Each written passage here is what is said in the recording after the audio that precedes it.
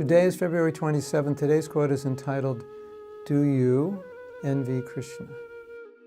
We can only love everyone when we love Krishna. We can only be non-envious of everyone when we have no envy for Krishna. So the fact that we have any envy in our heart for anyone means we must still have envy towards Krishna.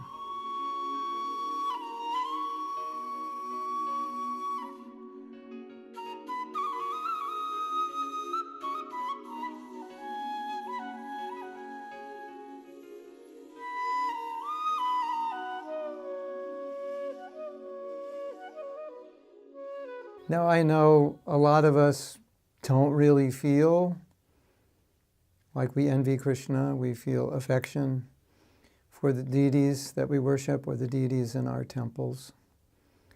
We see pictures of Krishna, we feel affection. We hear Leela, we feel affection. We chant the holy name, we feel bhakti.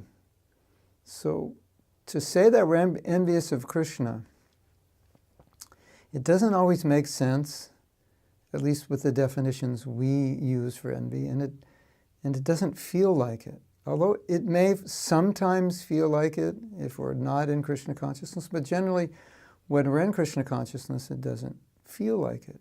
So one time Prabhupada said something very heavy, that why after hearing and chanting and so forth, we don't develop this strong attraction, and Prabhupada said, because you hate Krishna.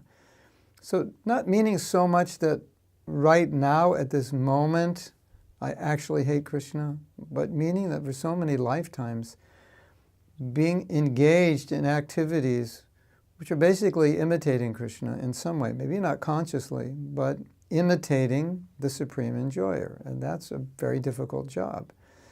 We can't really replace Krishna. We can't really occupy his position.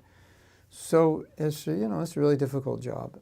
I don't advise trying to compete with him because you can't, but essentially that's what we're doing.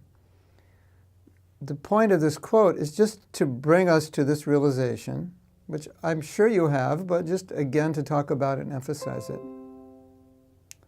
Confirmed. That if I envy someone, it's not possible to envy them unless in my heart there's still some envy of Krishna. That still in some way I want to be like Krishna. I want in some way to occupy his position. So how do we know this is true? Because we know that it's not possible to truly love, as a pure devotee does, everyone unless we love Krishna. So if it's not possible to truly love unless we love Krishna, it's not possible to be truly free from envy unless we have envy for Krishna. It's just, they work together.